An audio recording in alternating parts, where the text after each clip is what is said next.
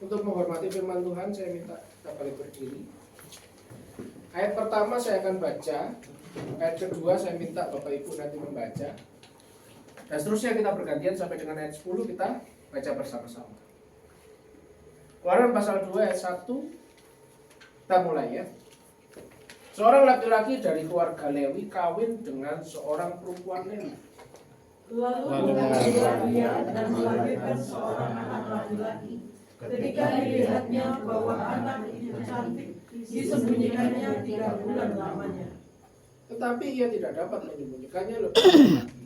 Sebab itu diambilnya sebuah peti pandang, pakalnya dengan gala-gala dan diletakkannya bayi itu di dalamnya, dan ditaruhnya peti itu di tengah-tengah teberau di tepi sungai Nil.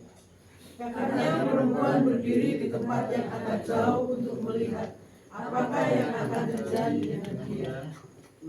Maka datanglah putri Fir'aun untuk mandi di sungai Nil, sedang dayang-dayangnya berjalan-jalan di tepi sungai Nil. Lalu terlihatlah olehnya peti yang di tengah-tengah teberau itu, maka disuruhnya hambanya perempuan untuk mengambilnya. Ketika dibukanya, dilihatnya bayi itu, dan tampaklah anak itu menangis, sehingga belas kasihanlah ia kepadanya, dan berkata, tentulah ini bayi orang Ibrani. Lalu bertanyalah kakak anak itu kepada putri Fir'aun, akan kupanggilkah bagi tuan putri seorang inang penyusu dari perempuan Ibrani untuk menyusukan bayi itu bagi tuan putri? Saud putri Firaun kepadanya, baiklah, lalu pergilah gadis itu memanggil ibu bayi itu. Maka berkatalah putri Fir'aun kepada ibu itu, bawalah bayi ini dan susukanlah dia bagiku, maka aku akan memberi upah kepadamu. Kemudian perempuan itu mengambil bayi itu dan menyusuinya. Ayat 10 sama-sama, 2, 3. Ketika orang itu telah besar, dibawanya kepada putri Firaun, yang mengangkatnya menjadi anaknya dan menamainya Musa, sebab katanya, karena aku telah menariknya dari air. Amin. Cerita ini cerita tentang orang tua Musa. Ya. Sebelum saya mulai dulu pembahasannya, kita buka dulu satu ayat di dalam kitab Ibrani pasal 11 ayat 23. Kita balik lagi nanti ke sini ya. Keluaran. Di dalam Ibrani 11 ayat 23 dicatat seperti ini. Karena iman, maka Musa setelah ia lahir disembunyikan selama 3 bulan oleh orang tuanya. Karena mereka melihat bahwa anak itu elok rupanya, dan mereka tidak takut akan perintah raja. Nah, saya mau berangkat dari kisah orang tua Musa. Siapa yang tahu orang tua Musa? Namanya siapa? Coba sih, ada sekolah minggu. Sopo ya Pak ya, kelali. Siapa yang tahu orang tua Musa? Adik-adik yang tahu? Bapaknya siapa? Mamanya siapa? Oh, Pak lali, Pak itu kan sekolah minggu puluhan tahun yang lalu. Halo, ada yang tahu? Namanya siapa? Amran Dan Yokebed. Nah, kalau kita lihat perjalanan, kenapa kitab Ibrani menulis? Ibrani sebenarnya tulisan Rasul Paulus ya. Rasul Paulus tapi ditulis oleh Lukas. Saya sedikit kasih teologi ya saudara ya, supaya memang di setiap khotbah saya kesempatan saya kasih sedikit teologi ya, supaya paham gitu. Nah, Paulus menulis bahwa karena iman Musa ketika lahir disembunyikan 3 bulan oleh orang tuanya. Berarti imannya itu bukan imannya Musa. Imannya siapa? Orang tuanya Imannya siapa? Amran dan Yokebed. Kenapa iman itu penting ditulis oleh Ibrani? Bahkan orang tua Musa itu disandingkan dengan nama-nama besar. Kalau kita lihat di Ibrani pasal 11, di situ ada Abraham, ada Ishak, ada Yakub, ada Yusuf, ya kan? Tapi orang tua Musa tidak ditulis namanya, mungkin namanya hanya ditulis di Keluaran pasal 6. Ya, 2 nama itu. Tapi yang ditulis adalah orang tuanya. Berarti sepakat 2 orang itu, betul? Berarti ada kesepakatan di situ, punya iman. Iman untuk apa? Perhatikan saudara di Ibrani 11 tadi. Iman untuk mereka tidak akan takut pada apa? Perintah raja. Pada perintah raja. Oke, kita kembali dulu ke Keluaran. Apa sih Pak perintah raja itu? Coba kita buka dulu. Jadi ini backgroundnya, saudara. Di Keluaran pasal 1 ayat 22. Bisa ditampilkan? Keluaran 1 pasal ayat 22 dikatakan seperti ini. Lalu Fir'aun memberi perintah kepada seluruh rakyatnya apa? Lemparkanlah segala anak laki-laki yang lahir bagi orang Ibrani ke dalam sungai Nil. Tetapi segala anak perempuan biarkanlah hidup. Jadi ada pembantaian besar-besaran terhadap anak laki-laki Ibrani saat Musa lahir. Tapi karena iman orang tuanya, berarti ada kesepakatan di situ, betul? Bukan cuma 1 orang loh, ada kesepakatan di situ. Karena iman orang tuanya, mereka tidak takut terhadap perintah raja. Berarti, saya mau kasih tahu, Musa harusnya secara manusia ditakdirkan untuk mati, betul? Betul? Berapa banyak orang Kristen divonis, ya? Kalau dokter vonis gampang. Kalau ngomongnya 3 bulan lagi Pak mati. Vonis dokter. Betul ya? Tapi kadang kita nggak sadar ada vonis yang lain. Vonis dari siapa? Tetangga. Terus gak mungkin vonis itu sekolah tinggi. Betul? Ada? Orang tuanya kadang. Terus gak mungkin kamu bisa. Terus kamu mulai SMA terus kejauh. Terus gak mungkin di sini tumpang bikin gereja. Betul ya, Wid? Vonis kan? Berapa banyak kita menghadapi vonis? Berapa banyak kita seperti banyak aturan yang susah sekali untuk ditembus. Tapi kita menyerah pada keadaan.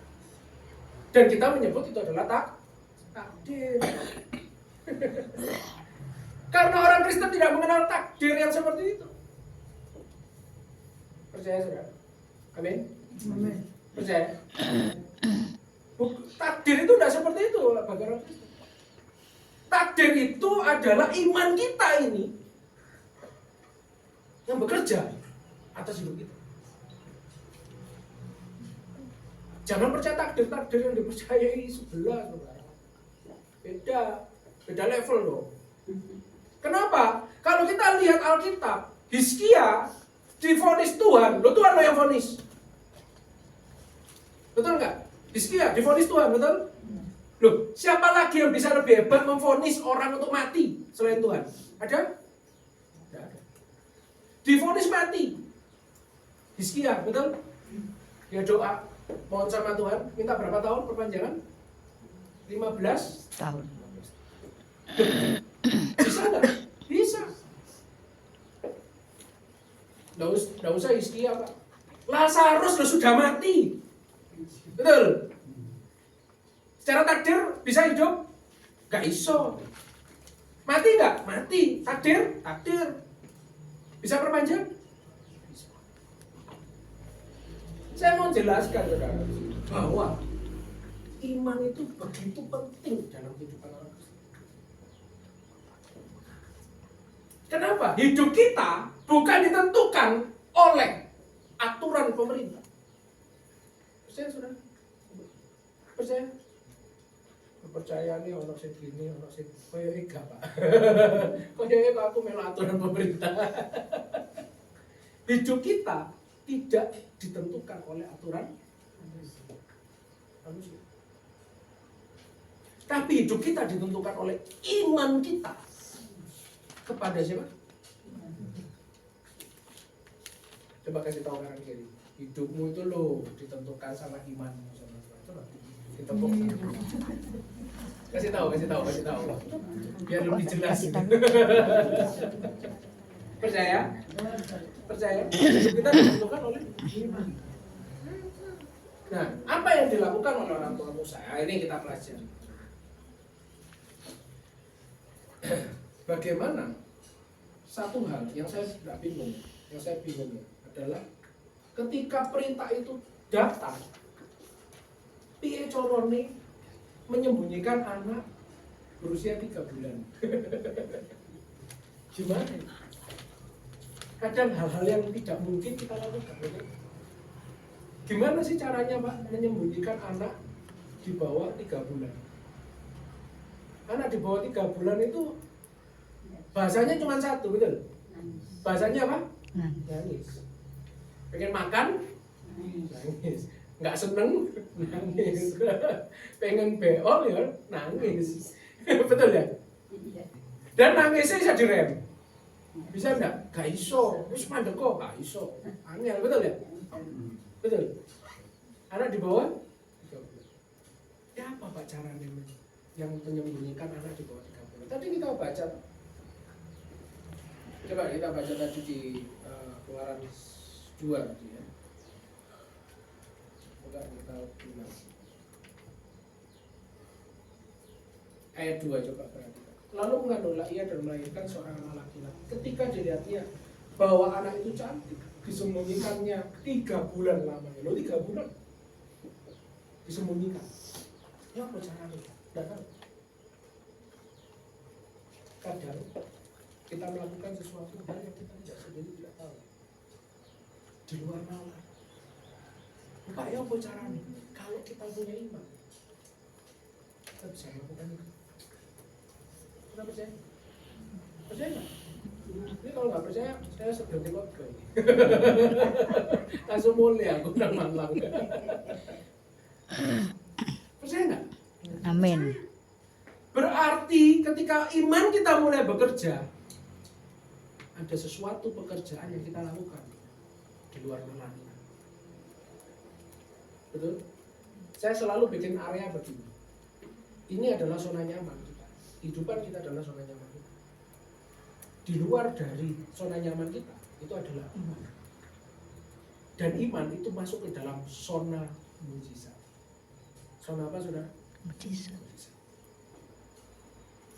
Hal yang tidak bisa kita pikirkan, mulai bisa dikerjakan. Gimana Pak caranya? Tidak tahu. Tapi itulah cara Tuhan bekerja. Berarti hari ini yakinkan dalam hidup kita bahwa hidup kita tidak ditentukan siapa-siapa, tapi ditentukan iman kita kepada Tuhan. Ini kita pegang. Sehingga hari ini orang mau vonis apapun tentang kita, terus gak mungkin sembuh. Dalam nama Tuhan Yesus. Gitu sudah. Kenapa? Kita percaya. Loh mati aja bangkit kok. Lazarus itu loh. Mati bangkit. Kok cuma Lazarus? Ada lagi anak 12 tahun, betul?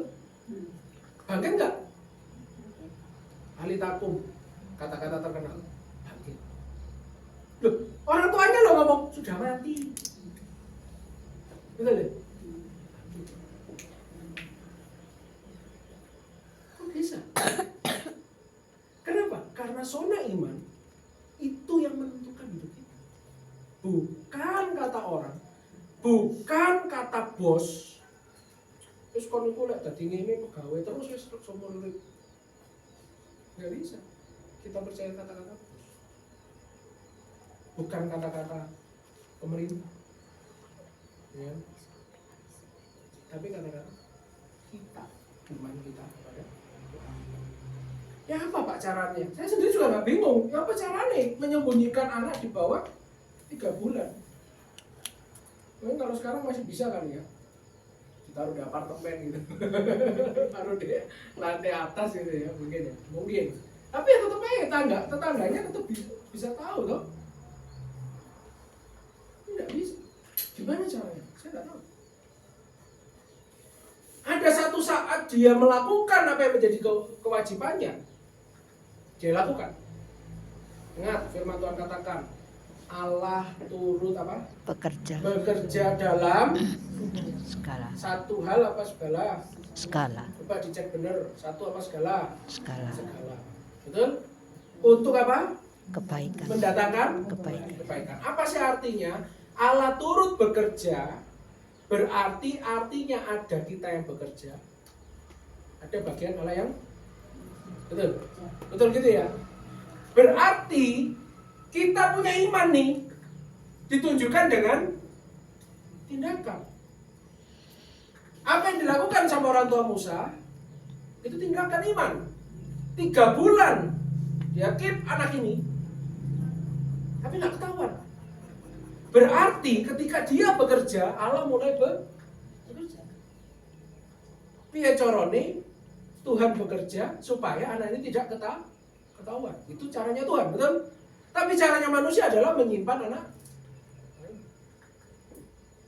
Makanya Yakobus katakan iman tanpa perbuatan hakikatnya adalah Mati. Jadi ada bagian kita kerja. Kami ngomong, terus pokoknya saya pasti bisa begini, tapi dia mau di rumah. Makanya terkenal adalah ora et labor. Apa itu artinya? Berdoa dan bekerja. Gak iso oleh orang-orang beneran. Orang terus Pak, saya tak orai, gak iso. Ya orang beneran, orang jadi apa-apa, betul? Betul ya? Makanya butuh etla. Harus bekerja. Berarti ada bagian dari kita yang kita lakukan. Apa yang dilakukan sama orang tua Musa? Menyimpan dulu. Pertama, lakukan dulu bagian. Yang kedua, apa yang dilakukan oleh orang tua Musa?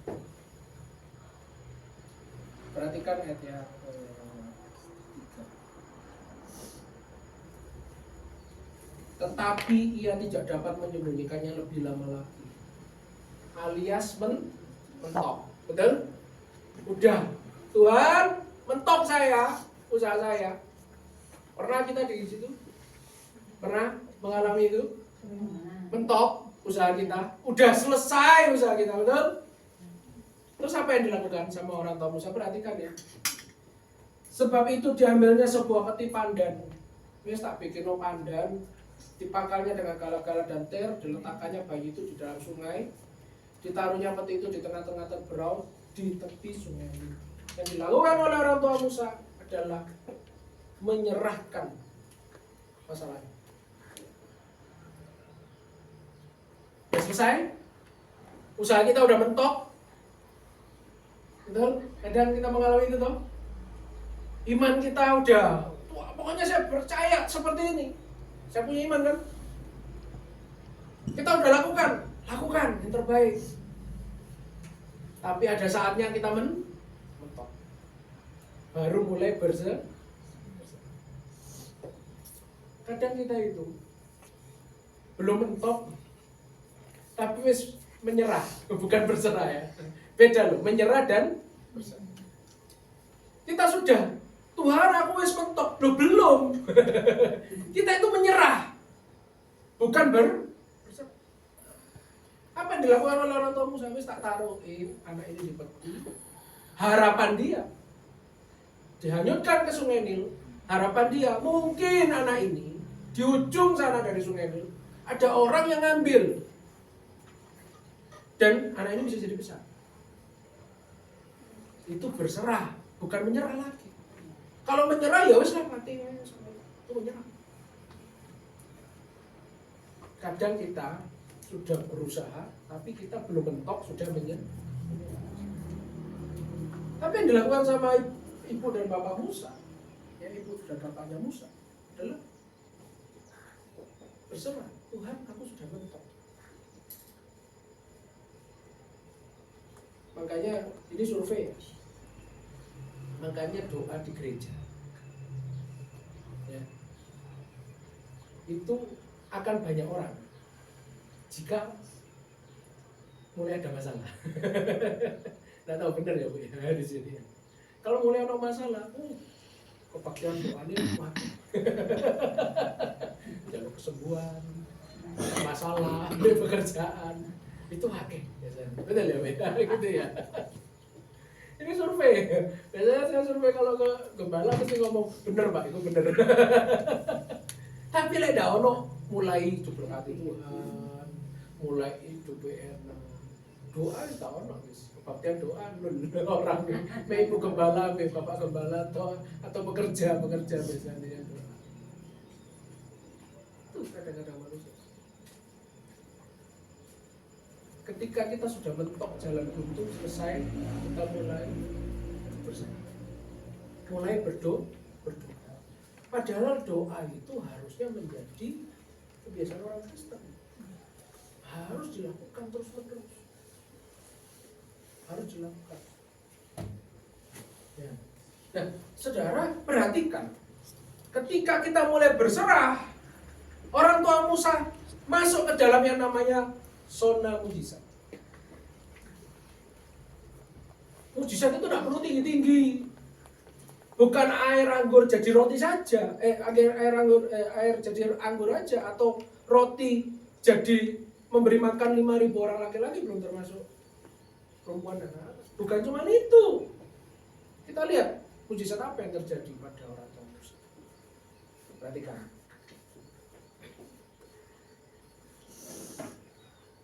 Kalau sudah kita serahkan sama Tuhan, mulai berserah pada Tuhan, maka mujizat kita masuk ke dalam zona mujizat, dan mujizat mulai terjadi. Apa sih mujizat? Kalau kita baca ini kok gak ono sih Pak mujizat. Betul ya? Pokoknya biasa-biasa.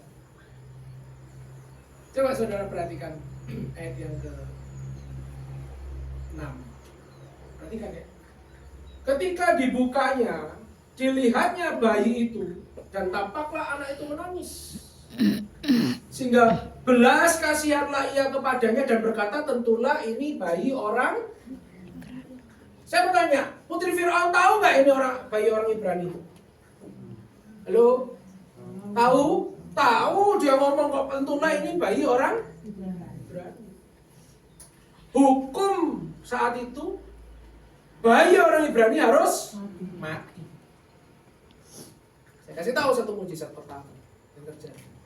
Belas kasihan. Apa? Kasih tahu kanan kiri. Belas kasihan.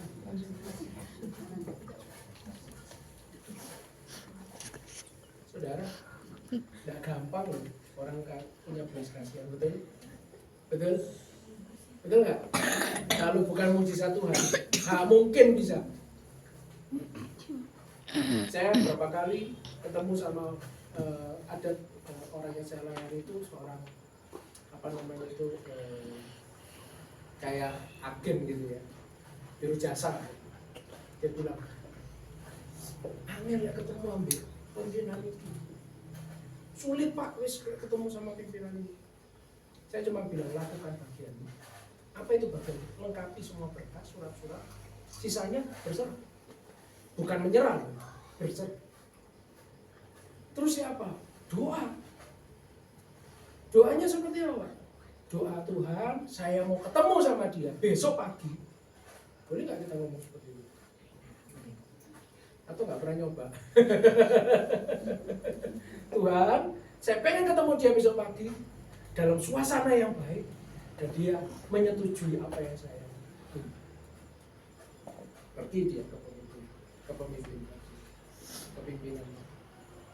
Disetujui? Enggak, kok enak. Kadang kita kan mikirnya kan habis doa pengennya kan seperti itu loh. Tapi nggak langsung, ada prosesnya. Kok enak kata Tuhan, lek menolak sesuai dengan keinginanmu, mujizatnya kan nggak ada. Berjalannya waktu, satu kali dia ke situ nggak bisa. Saya bilang besok pagi jalan lagi, doa yang sama. Yang kedua nggak ketemu, ketiga nggak ketemu. Beberapa kali dia ke situ nggak bisa ketemu. Dia wis mentok, wis selesai usaha saya. Wis apa jarene Tuhan. Satu saat dia lagi makan di tempat mana itu, ketemu sama pemimpin itu kan. Apa yang terjadi? Langsung ACC di tempat makan. Kok bisa? Hal yang sederhana, kita nggak tahu. Sama seperti tadi. harusnya ketemu sama Putri Firaun. Putri Firaun tahu kok itu bayi orang Ibrani. Harusnya apa? Mati. Betul ya? Tapi ada belas. Kadang kita mikir itu mujizat itu sih gede-gede saudara. Betul? Betul ya?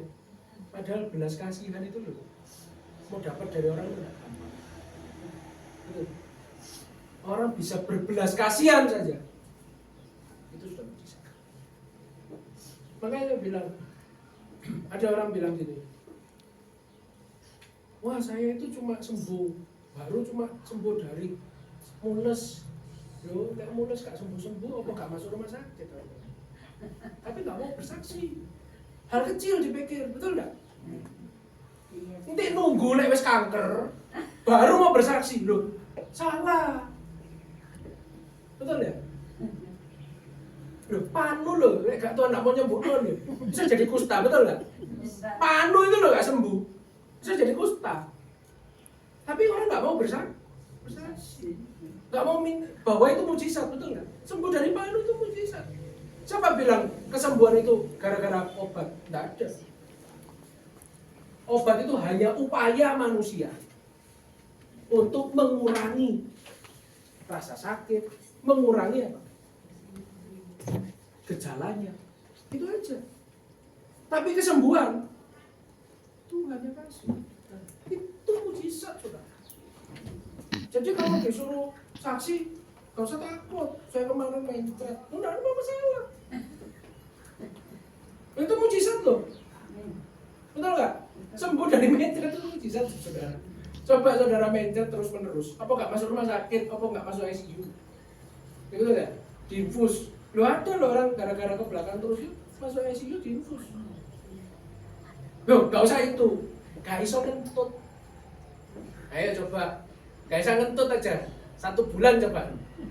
Apa gak masuk ICU? Iya. Loh, orang habis dioperasi, dasar ya, habis dioperasi, masuk ICU, yang ditunggu cuma 1, ngentut. Loh, bayangin loh, ngentut loh, langsung pindah kamar. Bayangin loh, hal sederhana. Tapi kita kadang lupa bahwa itu mujizat. Lu gara-gara ngentut lo iso masuk ICU, gara-gara gak iso ngentut. Lu hal kecil lo. Begitu iso ngentut langsung pindah kamar biasa. Hal kecil. Itu saksi saudara. Jangan nunggu saya terima kasih Tuhan sembuh dari kanker. Lo ngalami kanker duluan lah. Baru mau bersaksi. Kadang kita itu mikirin mujizat itu gede-gede. Belas kasihan itu mujizat. Tahun 2018, mama saya harus cuci darah. Dokter bilang, dokter ngomongnya, Bu, kalau sudah 1 kali cuci darah, akan seterusnya cuci darah. Betul?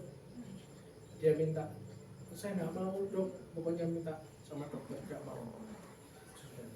Dokternya udah sampai kasihan, cuma kasihan toh. Dia bilang, ya wis Bu, pokoknya uang untuk saya nolkan. Cuma itu aja loh mujizat. Uang nol. Itu udah mujizat. Sampai hari ini nggak pernah cuci darah lagi, cuma 1 kali. Kok bisa? Nggak tahu. Mujizat. Kita yang penting kita menyelesaikan mujizat kita. Disuruh sama dokter cuci darah, ayo cuci darah. 1 kali aja. Terus habis gitu sampai minta bermohon, dokternya udah sampai sakno. Ya wis lah untuk saya 0. Loh, bayangin loh. Biasanya saya tanya sama dokter, biasanya ini loh dokter kalau itu loh, apa no selang itu loh. Iya. Selangnya itu. Oh, di sini, di cadai ini. Untuk cuci darah. Pasang tok itu loh, 2,5 juta. Pasang tok loh, 2018. Enggak tahu sekarang. Masang tok. Kalau bukan belas kasihan, bayar. Apalagi? Ayo kita lihat. Mujizat itu harusnya yang besar-besar. Kadang kita mikir itu harusnya yang besar-besar. Perhatikan ini. Lalu, ayat 7 ya. Lalu bertanyalah kakak anak itu kepada putri Fir'aun. Akan kupanggilkan bagi tuan putri seorang inang penyusu dari perempuan Ibrani untuk menyusukan bayi itu bagi tuan putri. Ini mujizat. Di mana Pak mujizatnya Pak? Kenapa? Kalau kita memandang ayat firman Tuhan itu kadang kita nggak merenungkan. Jadi kita nggak ngerti apa sih maksudnya. Ini mujizat. Kenapa? Seorang anak, namanya siapa ya? Kakak anak itu kan Miriam. perempuan. Namanya siapa? Miriam. Miriam, ya. Tahu ya. Miriam itu ngomong sama Fir'aun, putri Fir'aun. Mau nggak saya panggilkan inang penyusu dari orang Ibrani? Loh, ini kan salah toh. Kira-kira harusnya putri Fir'aun itu curiga. Koyo kakak.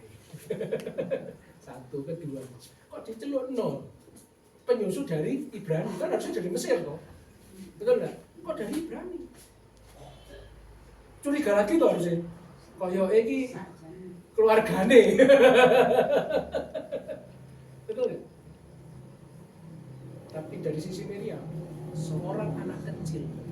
Karena Miriam itu sekitar umur 5-7 tahun. Berani ngomong begitu di hadapan putri Fir'aun tanpa rasa takut. Itu hikmat. Hikmat itu juga mujizat, saudara. Nah, gampang orang punya hikmat. Hikmat itu apa? Mujizat. Anak kecil loh, berani ngomong sama putri Fir'aun. Apa gak kira-kira? Dia kan gak mikir loh. Dia cuma ngomong tok. Dia kan gak mikir. Kita kan harus mikir. Aku lek ngomong ini kok dipikir aku duluri. Betul ya? Aku lek ngomong ini kok malah mati anak ini. Dia gak pernah mikir. Dia cuma berhikmat. Tapi hikmat kepada anak kecil yang berani ngomong itu kepada putri Fir'aun, itu dari siapa? Apakah itu diajarkan sama orang tuanya? Enggak, Alkitab tidak mencatat itu. Betul? Bahkan putri Fir'aun curiga enggak? Enggak. Berarti hikmat itu juga dari kadang kita kalau mau ngomong sama seseorang minta hikmat sama dia. Itu juga mujizat loh, saudara. Betul nggak? Omongan kita ini loh. Pernah nggak dalam omongan kita itu minta Tuhan kasih aku hikmat? Ngomong tok, ngomong. Hal sederhana. Hal sederhana. Nanti saya kasih kesaksian satu ya. Oke, yang terakhir. Perhatikan. Ayat yang ke-8. Saud putri Fir'aun kepadanya, baiklah. Loh, mau. Gara-gara tadi apa? Belas kasih. Gitu? Ya wes, mau wes, ya toh. Lalu pergilah gadis itu memanggil siapa? Ibunya. Siapa namanya? Yokebed. Yokebed. Ayat 9 dikatakan apa? Maka berkatalah putri Fir'aun kepada siapa? Yokebed, ya, supaya saudara paham ini. Bawalah bayi ini. Suruh bawa. Siapa yang disuruh bawa tadi? Bayinya namanya siapa?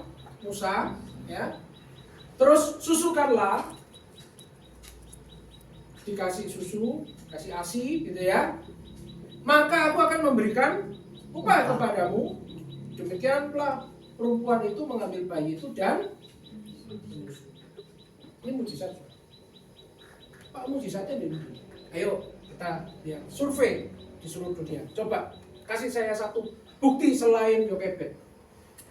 Seorang ibu nyusui anaknya sendiri digaji. Ayo coba, ada nggak? Halo? Ada? Seorang ibu nyusui anaknya sendiri digaji? Tidak ada? Yakin tidak ada? Berarti cuma satu ya? Mujizat enggak itu? Kadang kita mujizat itu kan gede-gede loh. Mujizat loh ini sederhana. seorang ibu punya anak, nyusui anaknya sendiri, betul? Digaji.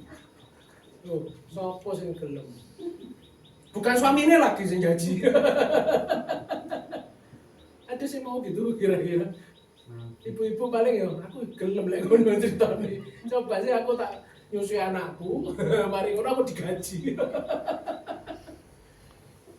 Kalau kita bisa merenungkan, kadang hal kecil di dalam Alkitab itu mujizat. Tidak ada mujizat seperti itu. Betul. Saya cari di seluruh penghujung dunia kok belum ketemu. Satu aja, selain Yokebed, belum ketemu. Punya anak, disusui sendiri, digaji. Nanti kalau ketemu tolong kasih tahu saya ya, Pak ono satu orang. Tapi kok kayaknya belum pernah. Punya anak, nyusui, digaji. Hal yang aneh ya. Mujizat itu aneh ya. Tapi itulah ketika kita berada di zona mujizat. Mujizat terjadi juga. Hal kecil. Tapi ditulis di Alkitab dengan detail. Alkitab, oh kalau Sarah mandul makan anak biasa. Tapi ini luar biasa juga. Itu luar biasa, ini juga luar biasa. Ibu usia anaknya digaji. Gak ono kayak janji-janji. Tapi itu terjadi. Hal yang tidak mungkin terjadi. Saat apa? Tadi loh saatnya. Iman dulu. Kita yakin bahwa kita hidup ini bukan ditentukan sama aturan manusia. Bukan ditentukan oleh kata bos, kata gubernur, kata wali kota, kata dokter. Bukan. Tapi saya yakin iman saya kepada Tuhan itu kehidupan saya. Anak-anak kecil gak usah takut. Anak-anak remaja jangan takut. Ambil S3. Coba ibu-ibu kok endi to Pak? Jangan takut. Ingat, kita tidak ditentukan oleh perkataan manusia. Yesus katakan apa? Aku hidup bukan dari roti saja. Manusia hidup bukan dari roti saja, tetapi dari setiap firman yang dikeluarkan oleh Allah. Firman itu kalau kita nggak percaya, bisa jadi nggak bisa. Harus percaya. Iman kita yang bekerja terhadap firman. Kenapa iman? Karena firman Tuhan katakan iman timbul dari pendengaran dan pendengaran akan firman Allah. Jadi iman itu bukan kepercayaan yang aneh-aneh, bukan, tapi dari firman. Loh, ada loh contohnya. Mujizat terjadi. Oh Pak, masa iso si anakku iso jadi S3. Loh, jangan ngutuki saudara. Kalau dia punya iman, saudara punya iman, jadi ya. Masa yang ditupang gak ada sing dokter. Minimal kan itu ya hubungannya. Ada lah. Ya kan? Harus punya iman. Yang tadi saya bilang, bukan perkataan manusia, kita perkataan Allah. Ketika kita imani, itu terjadi. Saudara, tahun 2020 yang saya mau kasih kesaksian, 2020 saat COVID, betul? Semua orang ngomong apa? Kabeh iso usaha apa ae? Tutup, betul? Angel usaha, betul? Semua ngomong gitu kan? 2020 akhir Desember itu sudah parah-parahnya COVID. Ya, kita kalau keluar mana-mana nggak bisa. 2021 loh saya bilang sama mama saya, utang saya rumah, mobil lunas 2021. Ngomong dulu. Betul. Iman kan harus deklarasi. Harus ngomong dulu. Utang saya lunas. 2021 COVID nggak mandek. Lanjut. Betul, tambah ada yang versi Delta loh. Lebih parah lagi versi Delta. Tapi saudara tahu, saya cuma bilang Tuhan, pokoknya saya lakukan yang terbaik. Saya ke Manado, saya kemana. Tapi di tahun 2020-2021 itu saya menyelesaikan studi saya juga, mempercepat menyelesaikan studi S2 teologi sama hukum. Selesaikan.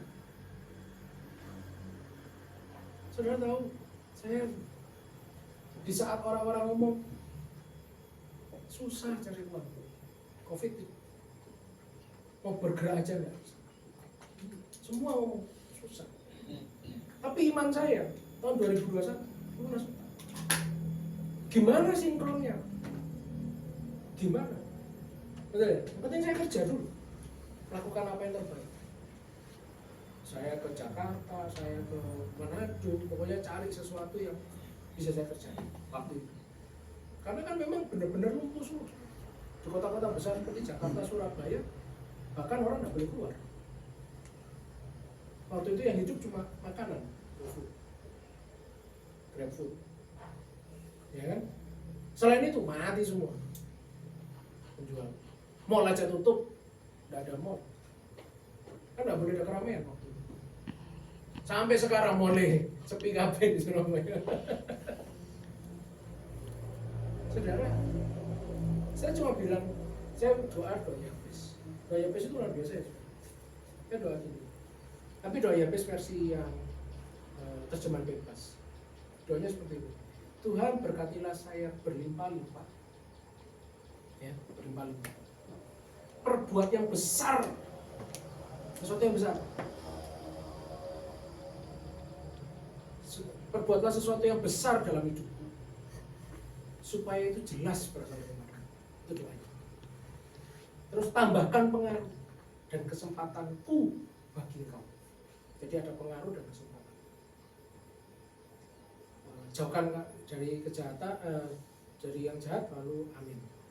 Itu inti dari doa Yabes yang versi terjemahan bebas. Saya doa Tuhan berkati aku berlimpah-limpah perbuat yang besar dalam hidup. Kadang kita takut minta sesuatu yang besar sama Tuhan. Jadinya Tuhanku maha besar, betul? Tuhanku maha kuasa, betul? Raja segala raja, betul? Tapi jalur ini Tuhan, aku butuh orang aku 3 juta itu kan. Betul ya? Mintanya gitu ya. Tapi nyanyinya udah ada gereja, Tuhanku maha besar, ya. Tuhanku maha kuasa, iya gitu ya. Nyanyinya di gereja. Tapi doane Tuhan, minta 3 juta ya Tuhan, mosok kaiso. Ditambahin mana mosok kaiso. Mari ngono lagu iri hati dipanggil. Tahu lagu iri hati di gereja? Kalau lain ditolong, saya juga. Terus mulai iri hati. Kalau Tuhan ditolong kabeh aku kok kurung. Mulai lagu iri hati dipakai. Doa ambil lagu iri hati dipakai jadi satu. Saudara, kadang kita itu takut minta sesuatu yang besar. Kalau sederhana. Ya. Saya doa di tahun 2021. Tuhan, saya minta tahun ini selesai. Waktu itu rumah sama mobil 2. Masih nyicil sudah. Sempat berhenti karena ada restrukturisasi kan. 2020 kan restrukturisasi 6 bulan. Sudah tahu hal yang tidak terpikirkan. Firman Tuhan benar kan? Apa yang tidak pernah kamu pikirkan, yang tidak pernah kamu lihat, tidak pernah kamu dengar, dan yang tidak pernah timbul dalam hati, itu yang Tuhan sedih. Tapi itu tadi doanya dibatasi. Makanya saya senang dengan doa Yabes. Berkati aku berlimpah-limpah. Berarti kan tidak ada batasan. Berkat itu boleh macam-macam. Boleh uang, boleh kesehatan, betul? Boleh kesempatan, betul? Berarti kan kita tidak membatasi Tuhan, tuh. Perbuat yang besar dalam hidupku. Pernah nggak kita minta perbuat yang besar dalam hidup? Kadang kita takut. Minta ya kok. Terus Tuhan sebetulnya cukup 3 juta saulan. Ya 3 juta toh saulan, 3 juta. 2021 saudara. Untuk pertama kalinya dalam hidup saya dapat proyek. Puji Tuhan, bisnis saya itu dapat omset. Kalau dihitung UMR itu hampir 12 tahun di periode depan. Kok sobat? Itu caranya Tuhan. Tapi minta itu harus itu. Kalau kita iman kita seperti apa sama Tuhan? Itu tergantung kita, sobat.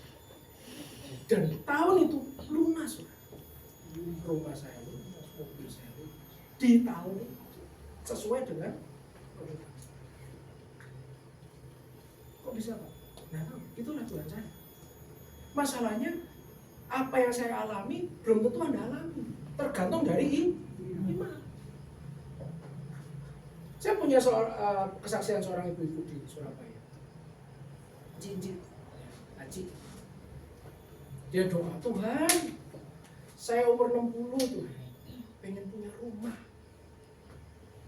Selama ini saya hidup jadi kontraktor. Maksudnya kontrak sana sini tuh. Tiap tahun beli apa kontrak gitu loh, ya toh. Kontraktor. Dia doa sama Tuhan. Setelah dia doa, dia bilang, puji Tuhan dikasih rumah beberapa saat. Kita pergi ke rumahnya, ibadah di situ. Saya bilang, ini ada yang aneh doanya. Saya tanya, Tante, doanya dulu ya apa? Oh iya, saya dulu doanya gitu. Tuhan, saya sudah 60 tahun, Tuhan mau kasih rumah. Kecil nggak apa-apa Tuhan. Di belakangnya rumah orang loh nggak apa-apa. Yang penting punya rumah di Surabaya. Loh, Tuhan kasih persis sama. Kecil, di belakang rumahnya orang. Loh, nggak bener kok. Sesuai dengan yang kamu. Saya bilang, revisi Tante, doanya. Direvisi saudara. Berapa tahun kemudian, dia pindah. Rumahnya lumayan, oke. Cuma sekali lagi saya mikir, ono sing aneh. Saya tanya sama dia, Tante kira-kira ini kenapa? Rumahnya Tante dulu minta uyur, puji Tuhan, Tuhan kasih saya rumah. Saya doa lagi, Tuhan, saya revisi rumah saya Tuhan. Saya mau jual rumah ini, saya mau beli rumah. Di Gang Buntu nggak apa-apa Tuhan, yang penting punya rumah. Loh beneran loh Tuhan kasih rumah di Gang Buntu. Bisa.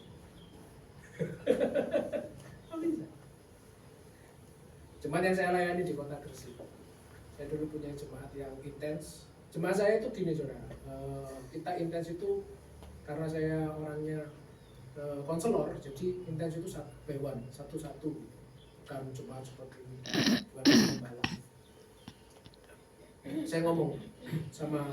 Saya ngomongkan tentang firman ini kepada dia tentang iman, dia baru sadar, wah Pak, kalau gitu saya salah doa. Loh apa Pak? Iya, dulu saya bilang dulu, Tuhan, saya itu kalau keluar jarang kepanasan Tuhan. Saya pengen beli mobil. Sing tuwek ae Tuhan, sing Cadillac kayak enggak apa-apa. Rusak pun enggak apa-apa Tuhan. Nanti tak perbaiki. Loh, sampai hari ini loh saudara, setiap bulan selalu rusak. Ono ae sing labrange pedot. Ya toh, sing gase kurang. Ono ae saudara. Terus dia bilang, terus apa Pak? Jual, diperbaiki jualan sekarang, terus minta yang baru kan gitu. Kadang kita itu takut untuk minta yang besar. Kita itu membatasi kuasa Tuhan. Tapi lah dari gereja nyanyinya semangat saudara. Tuhanku maha besar, Tuhanku maha kuasa, betul? Tapi saya diminta nggak mencermin. Kadang saya diminta hal receh-receh. Saya selalu bilang gini sama jemaat. Saudara minta 1 miliar, ambil 1 juta, podo nggak? 1 miliar sama 10 juta, podo nggak? Podo. Yang minta itu loh, podo nggak? Doa. Puasanya sama nggak? 40 hari. Betul. Doanya sama nggak? Sama, berlutut, betul. Terus itu mintanya podo nggak? Tuhan minta tolong 10 juta, betul. Ambil minta 1 miliar, podo nggak? Caranya loh. Sama. Apa nggak minta 1 miliar? Jalur kok 10 juta.